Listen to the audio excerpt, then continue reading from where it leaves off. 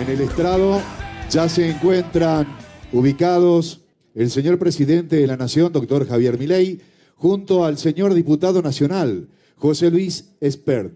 Señor diputado, tiene usted la palabra. Muchas gracias. Muy buenas tardes a todos. Muy feliz de estar aquí con mi familia, con la familia del campo, con la familia agropecuaria. Como lo sabrán algunos, y si no se los cuento hoy, yo nací en Pergamino, provincia de Buenos Aires. Toda la vida mi familia ha tenido como actividad la actividad agropecuaria.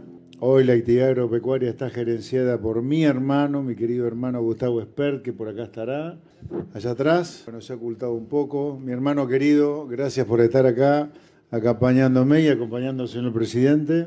Muchas gracias al señor presidente, porque el que me invitó a Agroactiva fue Luis Nardi, el presidente de Agroactiva, y él me pidió que hiciera lo posible para que el señor presidente estuviera aquí. Y apenas le dije al señor presidente, a mi amigo Javier Milei, que el presidente de Agroactiva de Pergamino quería que estuviera en Agroactiva, él no dudó en estar aquí. Así que, señor presidente, en primer lugar, muchas gracias.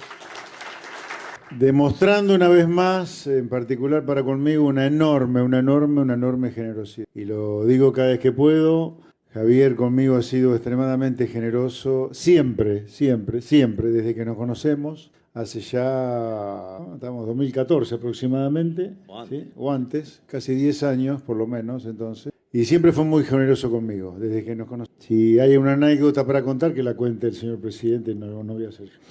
Tenemos muchas, pero bueno, hay una muy peculiar. Él ha sido muy generoso conmigo siempre, repito. A ver, ¿qué es lo que recibimos como gobierno cuando Javier Milei asume la presidencia el 10 de diciembre? Un país muy cercano a una nueva crisis. Argentina ya venía con 6 crisis en los últimos 60 años, una en promedio cada 10, y se aproximaba a la 7ª crisis, una 7ª crisis que muy probablemente hubiera sido una hiperinflación. Si uno analiza algunos índices de precios que recibimos cuando el presidente asume la presidencia el 10 de diciembre, estábamos cercanos al 14.000, 15.000% de inflación anualizado. Esto es una hiperinflación. Un sistema fiscal completamente roto, un gasto público desbordado, fiscal y cuasi fiscal, una Argentina relacionándose con las lacras del mundo como Venezuela, Cuba, Nicaragua, completamente alejado del primer mundo, completamente alejado de Occidente, un sistema educativo roto,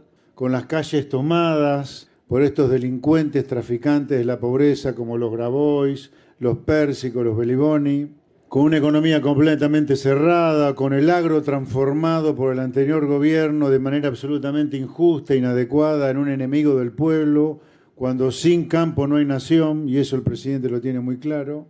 Y a partir de ahí comenzamos un proceso de reforma. ¿Cuál es la primera gran reforma que el gobierno que preside Javier Milei ha encarado?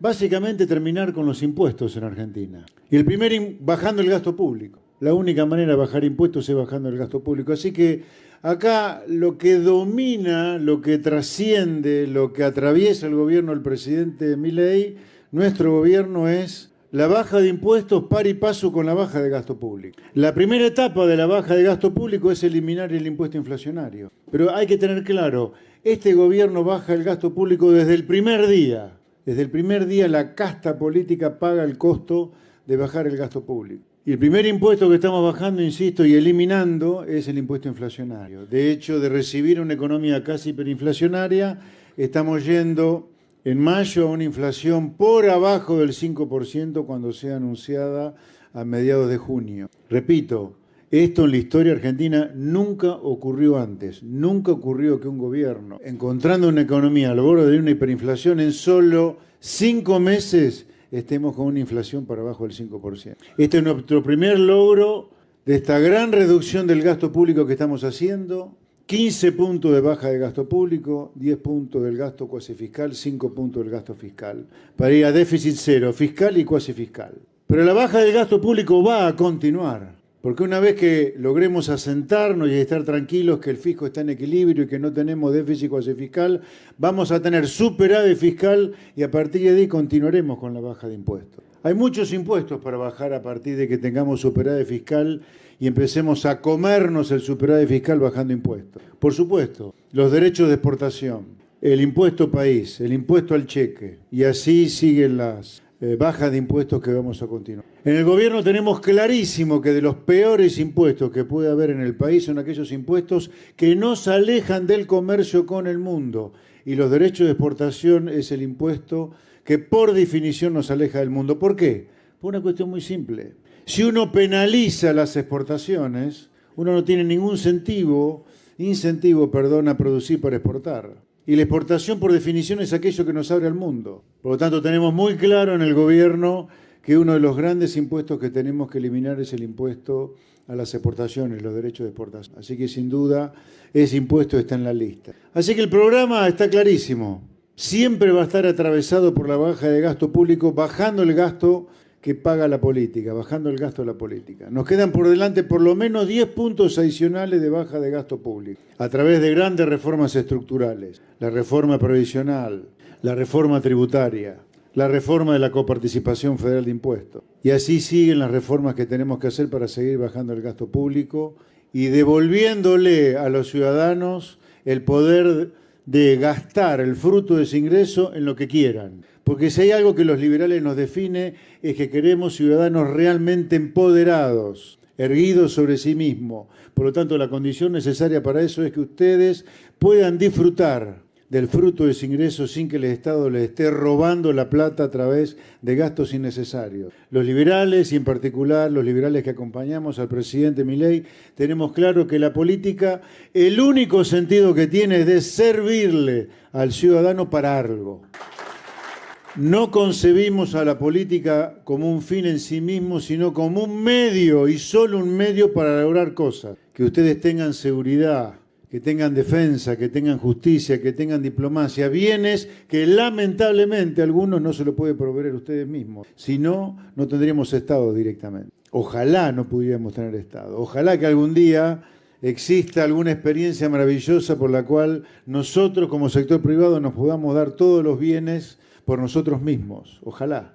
Y esa es la tarea que el presidente tiene como meta y por lo tanto, sin más, le doy la palabra a nuestro querido señor presidente, el señor Javier Milei. Muchas gracias a todos los presentes, gracias, profe Espert. Y tal como señalaba José Luis, nosotros al momento de asumir estábamos al borde de lo que estaba diseñado para ser la peor crisis de la historia argentina. Básicamente teníamos un desequilibrio monetario peor que el de la previa del Rodrigazo. Teníamos una situación de quiebra en el Banco Central aún peor que la que había en la previa de 1989, la hiperinflación de Alfonsín, que en mayoristas terminó rondeando una inflación del 5.000% anual.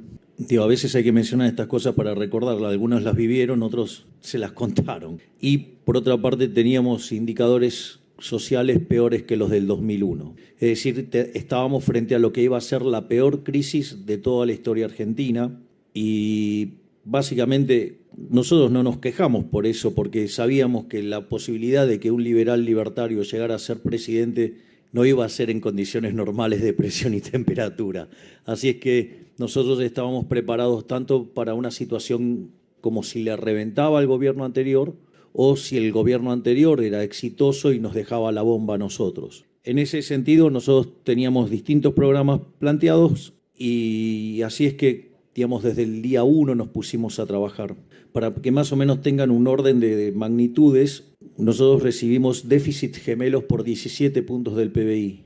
Y eso, uno diría, bueno, qué grave es o no. Bueno, miren, cuando ustedes tienen 4 de déficit gemelos en términos de PBI es una alerta amarilla.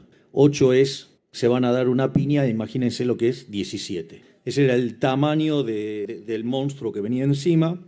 Tal cual como señala José Luis, los índices de precios en la primera semana de diciembre venían corriendo a una tasa del 3.700% anual, o sea, un 1% diario. En la segunda semana se aceleraron a 7.500%. Y, y nosotros presentamos que había un escenario de posibilidad de que la inflación, plantada era del 15.000%, y efectivamente la inflación mayorista de diciembre, que es la que se anticipa a minoristas, dio 54% mensual. Eso anualizado da 17.000%. Y si ustedes se fijan, en el mes de abril la inflación mayorista fue del 3,4%. Es decir, anualizada 50%. Yo entiendo que 50% anual es un montón. Y obviamente que me revienta tener ese nivel de inflación. Pero, digamos, convengamos que venimos del 17.000%. Es decir, y lograr una baja del 17.000 al 50% en 4 meses, no hay registros históricos de haber hecho algo así.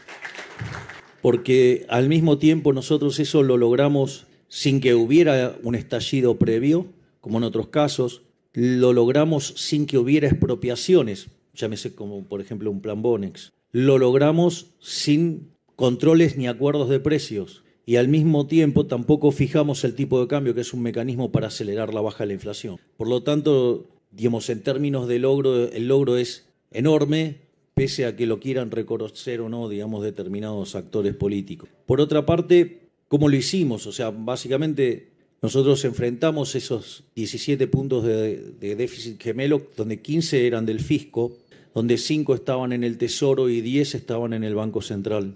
En ese sentido, nuestro programa económico, como todo programa económico, tiene una pata fiscal, una pata monetaria y una pata, digamos, del sector externo. En lo que tiene que ver con la pata fiscal, fuimos a un programa de déficit cero. Yo recuerdo que muchos que critican ahora sobre la composición del ajuste o demás, decían que ajustar más de un punto del PBI era imposible. Nosotros en la primera etapa, es más, pensábamos ir a déficit cero a lo largo del año 2024, y sin embargo, digamos, o sea, el ministro Caputo, con un coraje increíble, logró encauzar las cuentas y ya en el mes de enero estábamos en equilibrio financiero, es decir, no solo en equilibrio primario, o sea, lo operativo, sino también pagando los intereses. Y eso, digamos, se ha estado repitiendo durante todos los meses. Mayo de vuelta va a dar también superavitario. Y si bien estacionalmente por el pago de aguinaldos el mes de junio es deficitario, cuando ustedes toman los 6 meses juntos, somos superavitarios. Es decir, que el déficit cero sigue en pie, a pesar de que quieran mostrar que digamos, sin considerar la estacionalidad del mes de junio, o sea, lo cual, digamos, es razonable, digamos. Pero bueno, nada, con tal de ensuciar son capaces de decir que hasta se quebró el déficit cero, cuando en realidad el déficit cero sigue en pie, porque ustedes tienen que ir tomando cómo se va acumulando, y en ese sentido, digamos, vamos a terminar con las cuentas superavitarias también en el consolidado de los 6 meses. Y ese ajuste, digamos, en la primera etapa, digamos, cuando se pone el freno, fue por el equivalente, si lo anualizan, a 7 puntos del PBI, y ahora, digamos, se está encauzando, digamos, a los niveles que necesitábamos. Y yo recuerdo que nos decían, ay, no, pero tiene mucho de licuadora y de recorte tiene tijerita. Digo, que son... Entonces, aquellos que decían que era imposible alcanzar el equilibrio fiscal, ahora empezaron con que el tema era la licuadora y tijerita. Mire, la verdad es que el 90% del ajuste es motosierra. Bajamos la cantidad de ministerios a la mitad, eliminamos la obra pública, eliminamos prácticamente las transferencias discrecionales a provincias y encaramos un programa de racionalización del gasto social como nunca se vio, digamos, donde históricamente hemos reclamado por eliminar a los gerentes de la pobreza, eliminar los intermediarios. Y vaya que lo estamos haciendo, y vaya que estamos encontrando un montón de corruptos y que lo estamos llenando de causas en la justicia. Por ende, no solo que estamos cumpliendo con el mandato de las urnas de bajar la inflación, estamos cumpliendo con el mandato de poner la calle en orden, cosa que gran mérito de la ministra Bullrich, sino que además estamos dando una lucha sin cuartel contra los corruptos y los que hundieron a este país, que usan las causas nobles para esconderse detrás de los pobres, y cuando ustedes le están tocando el curro, los acusan de insensibles, cuando en realidad lo que está pasando es que están llorando y gritando básicamente porque se le están terminando los curros y porque tienen abstinencia de caja. La otra parte titánica fue el trabajo del Banco Central, teniendo que enfrentar un déficit cuasi fiscal por 10 puntos del PBI, y ahí se hicieron varias cosas en materia de política monetaria. Por un lado, nosotros teníamos reservas internacionales netas negativas por 11.500 millones de dólares, casi 12.000 millones de dólares. Además, teníamos una brecha cambiaria del 200%, había una relación 3-1. Y recuerdo cuando estábamos digamos, yo después de las elecciones de las PASO, me fui a vivir al Hotel Libertador, porque, digamos, nada, como estaba viviendo en Benavides, eso implicaba por lo menos 1 hora de viaje en horas no pico, y en hora pico podía llegar a tardar 2 o 3. Entonces, por una cuestión, digo, de la dinámica, necesitaba quedarme en Capital Federal.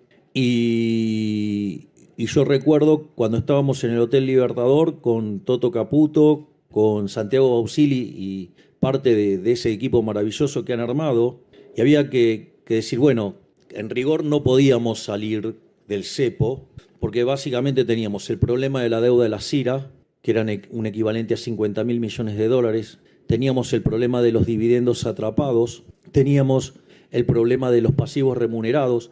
Digo, para que vean el nivel de perversión de lo que dejó el gobierno anterior, nosotros pasaron todos los pasivos remunerados a un día. Esto quiere decir que si nosotros abríamos alegremente, como ellos esperaban que lo hicieran, sin tener conciencia de todo esto, íbamos a quintuplicar la base monetaria en un día.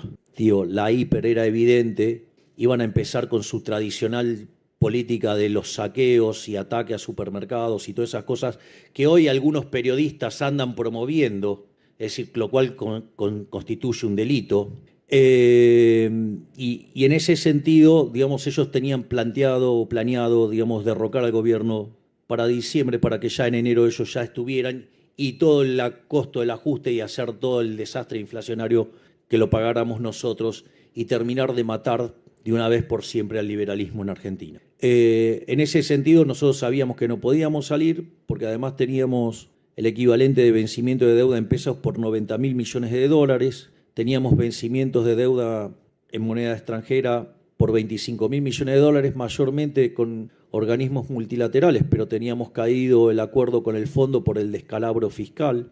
Miren, para que más o menos se dé una idea del descalabro que generó esta gente, a lo largo de los 4 años se emitieron dinero por 28 puntos del PBI, que es la verdadera estafa del señoriaje, que después se traduce en el impuesto inflacionario, lo que estaba mencionando muy correctamente antes el profe Espert. Emitieron 28 puntos del PBI, o sea, se afanaron 28 puntos del PBI, porque la emisión monetaria es una estafa, pero de esos 28 emitieron 13 puntos del PBI durante el último año. Digamos, es un escándalo. Lo que hicieron es un escándalo. Y entonces recuerdo que en aquel momento los economistas decían que el tipo de cambio había que llevarlo a 600 pesos y tenían un escenario de inflación, digamos, el consenso, y todos lo repetían bastante ese consenso. Es interesante porque nosotros, digamos, yo cuando estábamos ahí, yo les digo, pongamos el tipo de cambio a un tipo de cambio que se asimile al del mercado. Eso ahora voy a explicar por qué, pero entonces, dado que estábamos contemplando, digamos, el impuesto país, entonces eso daba que había que ponerlo en torno a 800 pesos. Y nos criticaron muchísimo por eso. Ahora, esos mismos que nos están criticando ahora y que hablan del atraso cambiario, ellos habían hecho el escenario con 600 de tipo de cambio y con más inflación. Y nosotros lo pusimos en 800 y con mucho menos inflación. Por eso digo, es bastante gracioso, digamos, lo pifiadores seriales que son algunos economistas que tanto consultan. Dicho eso permitió, por ejemplo, que nosotros compráramos desde el inicio de la gestión 17.500 millones de dólares. Me encanta cuando vienen y lo critican, digamos, los que en el medio saquearon al Banco Central por 45.000 millones de dólares. Al mismo tiempo, lo que tiene que ver con los pasivos remunerados que generaban 10 puntos de déficit fiscal en términos del PBI, hemos bajado ese déficit a 1 punto del PBI. Es decir, que entre los 7 que ahora quedaron 6, que hicimos en el Tesoro y los 9 que hicimos en el Banco Central, el ajuste son 15 puntos del PBI. Es decir, y le estamos devolviendo al sector privado 15 puntos del PBI. ¿Dónde lo ven eso? Que mientras que en diciembre discutíamos la hiperinflación que se venía, hoy estamos discutiendo créditos hipotecarios a 30 años. Si ustedes no creen que eso en 4 meses no es un montón, digamos, no sé qué dimensiones la gente tiene de lo que son los tiempos en economía. Y otra cosa que era muy interesante era cómo entonces, porque yo les acabo de adelantar el resultado de cuánto achicamos el cuasi fiscal, pero también es muy interesante cómo fue bajado eso, ¿no? Porque nosotros lo que hicimos fue arbitrar la tasa en dólares. Es decir, teniendo en cuenta que digo que los argentinos, como consecuencia de haber sido estafados desde el año 1935 en adelante con la moneda local, tiendan a querer comprar dólares. Es decir, que la economía sea bimonetaria no es porque los argentinos son malos, es porque hemos tenido políticos que son reverenda mierda. Y en ese sentido, nosotros arbitramos la tasa en dólares y eso implicaba una tasa de interés en peso negativa, pero en dólares era enorme. Y eso también nos criticaron mucho, si hubiéramos hecho caso a esos que decían que la tasa de interés tenía que ser positiva en no sé cuánto, en términos reales, hoy tendríamos una relación de pasivos remunerados 8-1, estaríamos hablando del carry trade y de cuándo estalla la hiperinflación. Y hoy, y esto para mí es muy importante para que lo tengan en cuenta, hoy la relación pasivos remunerados sobre base monetaria es 1,2 veces. O sea, que los tenemos contra las cuerdas, pero ahora les voy a contar cosas todavía más lindas. Motivo por el cual nosotros estamos muy tranquilos a pesar de lo que está pasando en el mercado de cambios, donde algunos están aprovechando para hacer sus predicciones apocalípticas, los pifiadores seriales. Argentina tiene una base monetaria de 15 billones de pesos y los pasivos remunerados son 18 billones de pesos. Ahora, lo interesante que de esos 18 billones de pesos, 12 billones de pesos están en el sector público, en los bancos públicos. De esos 12 billones de pesos, 7 billones están en el Banco Nación Argentina, donde además el Estado Nacional tiene 3 billones y medio. La otra parte importante están en el Banco Provincia. Con la situación fiscal de la provincia de Buenos Aires y del modo que usa el Banco Provincia, tiene muy apretada la situación de la liquidez, con lo cual no van a poder tocar eso. ¿Qué quiere decir eso? Que el problema de los pasivos remunerados se redujo a 6 billones de pesos. Cuando hemos hecho ya colocaciones por 11, 12 billones de pesos y el mercado había tratado de licitar por cerca de 20 billones de pesos. ¿Qué quiere decir eso? Que a los pasivos remunerados los tenemos contra las cuerdas. ¿Por qué es importante que tengamos los pasivos remunerados contra las cuerdas? Porque mientras que tenemos los pasivos remunerados contra las cuerdas, que ya próximamente los vamos a eliminar, no teniendo déficit fiscal, con lo cual no hay necesidad de emitir para financiar al fisco, el día que arreglemos un problema que nos dejó el gobierno anterior, que se llaman puts, donde básicamente es un mecanismo por el cual se financió el déficit fiscal, haciendo la vista gorda el Fondo Monetario Internacional, y los bancos no querían financiar al Tesoro, entonces lo metieron adentro del Banco Central. El día que terminamos de arreglar eso, estamos en condiciones de levantar el cepo.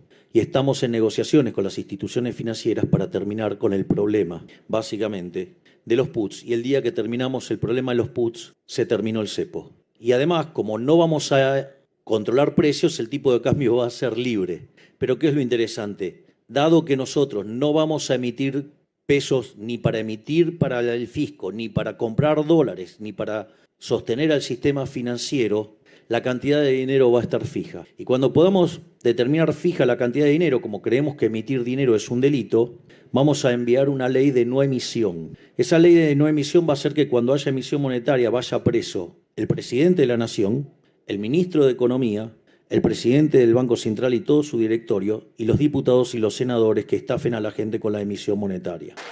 Ahora, es cierto que hay algunos que pueden decir, bueno, pero acá hubo leyes y se las llevaron puestas. Sí, es cierto.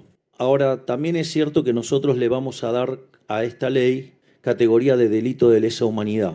Por lo tanto, es imprescriptible. Entonces, sí, va a poder venir otro gobierno de repente volver a emitir y volver a las andadas. Y seguro que van a querer cambiar la ley cuando quieran hacer eso y van a dar un montón de motivos muy sensibleros, como hacen siempre. Pero siempre cuando vuelva la inflación, la gente va a recordar que los liberales somos los que exterminaron la inflación. Y ahí, cuando vuelva otro gobierno, va a recordarles que ese era un delito imprescriptible y los va a meter a todos presos. Así es que, vamos a avanzar con eso porque vamos a terminar definitivamente para siempre con la inflación en Argentina.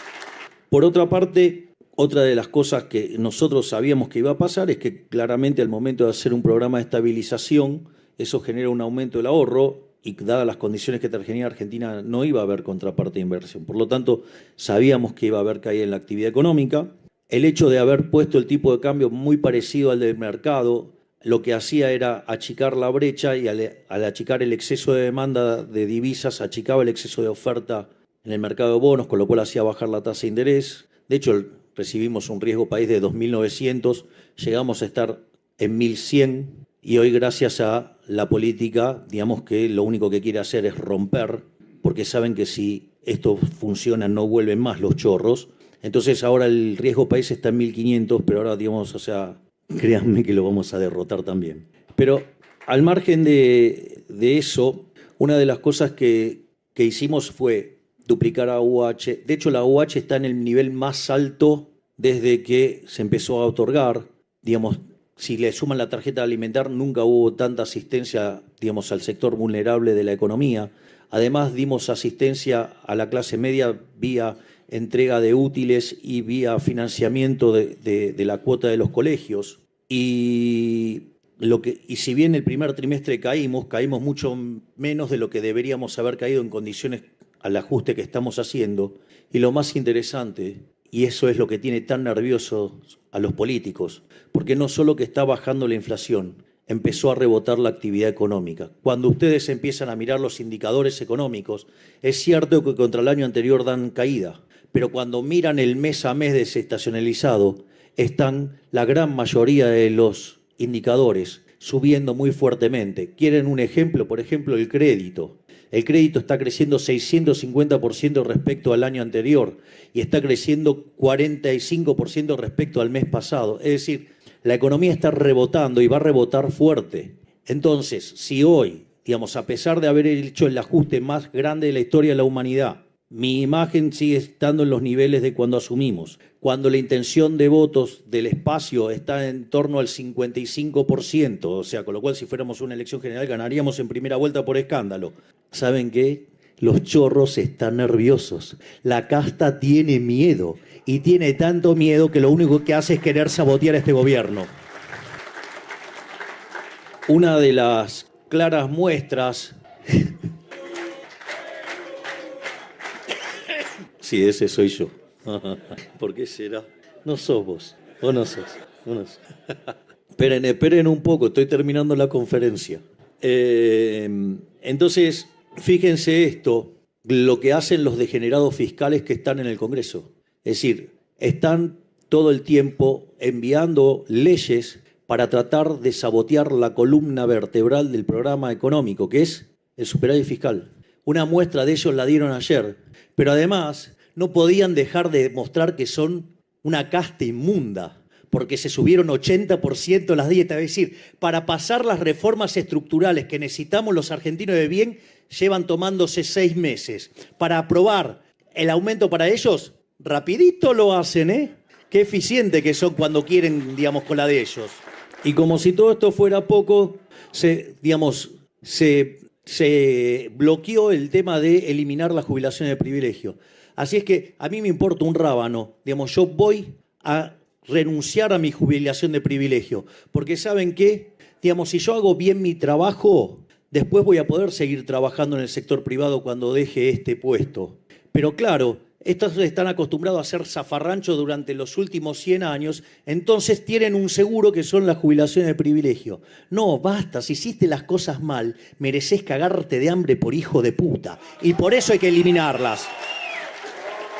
En cuanto a, digamos, la voluntad de voltear el programa económico del gobierno, digamos, por la oposición, digamos, o sea, y por algunos que, digamos, los Corea del Centro, ponele. La realidad es que nosotros, si van contra el equilibrio fiscal, nosotros vamos a vetar todo lo que vaya contra el equilibrio fiscal. No voy a entregar el déficit cero de ninguna manera. Y si aún así buscaran el mecanismo para seguir rompiendo el equilibrio fiscal, voy a bajar más el gasto público hasta que les duela más a la política. Así que no tengan dudas que el déficit cero está para quedarse. Finalmente, en términos de la macro, está, digamos, que saltó el tipo de cambio. Ahora, la realidad es que nosotros sostenemos que la inflación es siempre y en todo lugar un fenómeno monetario que se genera por un exceso de oferta de dinero, ya sea porque sube la oferta o porque cae la demanda, y eso hace que el poder adquisitivo del peso caiga y todos los precios expresados en unidades monetarias suban. El dólar es un precio más de la economía. Entonces, ¿por qué sube el dólar? Entonces uno dice, bueno, la realidad es que hay lugar para que caiga la demanda de dinero. Miren, la verdad que no, porque cuando ustedes toman la base monetaria durante el siglo XXI, en promedio fue 9-10% del PBI, y hoy la base monetaria es 2.8 del PBI. No hay mucho lugar para que caiga la demanda de dinero. Es más, dice, bueno, pero están los remunerados y se podrían... Supongamos que tomamos el total de los remunerados, que ya sabemos que no sería lo correcto. Aun cuando tomáramos el total de los remunerados, estamos en 6% del PBI. Por lo tanto, no tiene que ver con un problema de la demanda. Entonces la pregunta es, ¿tiene que ver con un problema de la oferta? No, si no estamos emitiendo para financiar el fisco. Entonces, ¿por qué pasa esto? Básicamente pasa por culpa de los degenerados fiscales que están en el Congreso. ¿Qué es lo que pasa? Cuando los degenerados fiscales, digamos, están tratando de torpedear el superávit fiscal, lo que pasa es que la percepción es que si lo lograran, la condición de solvencia del Estado cae, del gobierno cae y por ende, digamos, el precio de los bonos cae. ¿Y por qué esto es importante? Y eso es lo que ustedes ven hoy con un riesgo país de 1.500. ¿Por qué es importante esto? Porque ustedes hoy, como hay control de capitales, no compran dólares de manera directa, lo hacen de manera indirecta. Y en ese sentido, el mecanismo indirecto para hacerlo es los bonos. Entonces, ustedes hoy en el precio de los bonos, lo que están viendo es el problema, de los degenerados fiscales tratando de romper el equilibrio fiscal y no obedece a un problema monetario. Cuando vean los números de mayo, cuando vean los números de junio y vean que el resultado fiscal es granítico y no vamos a entregar el resultado fiscal, automáticamente los números de los bonos se van a acomodar y automáticamente se va a acomodar el tipo de cambio. Por eso es que no estamos nerviosos con lo que está pasando con el tipo de cambio y y nos causa bastante gracias a todos los apocalípticos pifiadores seriales que quieren que las cosas salgan mal para poder convalidar los modelos pedorros con los que pifiaron siempre. Entonces la pregunta es, bueno, ok, tenemos la macro, en orden, o la estamos ordenando. Entonces la pregunta es, ¿cómo vamos a crecer? Bueno, lo primero estamos rebotando. Y eso se va a manifestar en una mejora en la actividad y en el empleo. De hecho, los salarios reales hace 2 meses que vienen subiendo, y si lo miran en términos de alimentos, vienen subiendo muchísimo más, con la cual, el número de pobres e indigentes va a tener que empezar a ir a la baja cuando se tome, las nuevas medidas. Pero al margen de eso, no las que todavía quedan remanente y que tienen el impacto del primer semestre. Entonces va a haber, estamos viendo el rebote, de hecho se está viendo. Otro elemento, que va a potenciar el crecimiento económico es que aumentar el ahorro en 15 puntos del PBI, eso va a tener una traducción en inversión. Al mismo tiempo, una economía que lleva 20 años de populismo y que destrozó el capital a mansalva, hace que los retornos reales de la economía sean muy altos. Por lo tanto, la economía tiene mucho margen para crecer solo por la destrucción de capital que hubo. Entonces, eso es lo que va a explicar cómo va a empezar a rebotar y a crecer la economía de corto plazo. Y por otra parte, por más que pareciera que hay contratiempos, la ley bases y el DNU, la ley bases hay altas chances que salga y el DNU está funcionando. Entonces, más o menos para que tengan un orden de magnitudes, la reforma estructural más grande que se hizo en la Argentina la hizo Menem en los 90. Si ustedes toman el DNU y la ley base como está hoy, esta reforma es 8 veces más grande que la que hizo Menem. Es la reforma más grande de la historia argentina. Y después dicen que no tenemos programa económico. Me parece una cargada. Y voy a ponerlo cuantitativamente. Estas reformas implican que vamos a subir en libertad económica 90 puestos. Es decir, dejaríamos de ser un país que iba camino a convertirse en Venezuela y vamos camino a convertirnos en un país parecido a Alemania o a Francia o a Italia. Pero les quiero decir más. Nosotros tenemos como objetivo ser el país con mayor libertad económica en el mundo. Por ejemplo, algo como lo que hizo en su momento Irlanda, que de ser el país más miserable de Europa hoy tiene un PIB per cápita 50% mayor que el de Estados Unidos. O cosas como las que tiene Suiza o como las que tiene Luxemburgo. Pero como nosotros tenemos pendientes, después de esto, 3.200 reformas estructurales más, nos vamos a convertir en el país más libre del planeta Y eso va a hacer que en un lapso de 30 o 40 años nos vamos a convertir en el país más próspero del mundo. Y ese es el plan. Y finalmente, lo más interesante es qué vamos a hacer cuando la economía empiece a crecer. Porque ahí van a aparecer muchos recursos fiscales. Obviamente que los degenerados fiscales que quieren hacer, gastarla a ellos. Bueno, nuestra idea es que cuando se empiece a dar de manera sostenida el superávit fiscal, devolvérselo a la gente de bien, a los que trabajan, a los que verdaderamente son los grandes héroes de la Argentina, devolvérselo con baja de impuestos.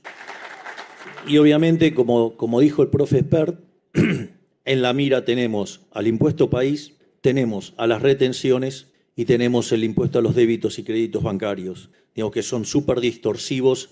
Y si ustedes quieren, el mayor testimonio de que los quiero bajar efectivamente y que los voy a bajar cuando la economía empiece a recuperar, ¿saben cuál es? Nunca los quise coparticipar, porque si los hubiera coparticipado, no los vamos a poder sacar más. Entonces, el mejor testimonio que tengo para darles y como mejor prueba de que efectivamente cuando empiece a crecer la economía y el superávit fiscal empiece a ser abultado, vamos a estar bajando los impuestos. Básicamente, ¿por qué? Porque nunca los quise coparticipar. Así es que eso le va a dar un nuevo empuje al crecimiento económico y sin lugar a dudas, si seguimos abrazando las ideas de la libertad, en 35 años vamos a ser una de las grandes potencias mundiales. Muchísimas gracias.